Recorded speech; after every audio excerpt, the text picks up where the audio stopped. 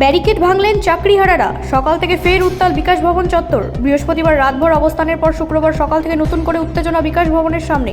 পুলিশের সামনে বিক্ষোভকারী চাকরিহারারা ব্যারিকেড ভেঙে ফেলেছে বলে অভিযোগ। বসে পড়েছেন বিকাশ ভবনের সামনে।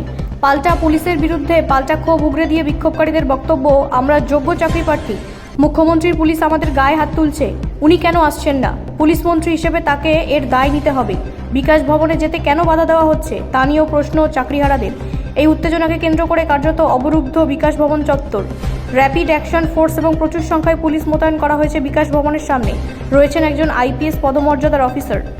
চাকরিহারাদের দাবি, তারা শান্তিপূর্ণভাবে অবস্থান করেছিলেন, কিন্তু পুলিশ বিনা প্ররোচনায় লাঠিচার্জ করে।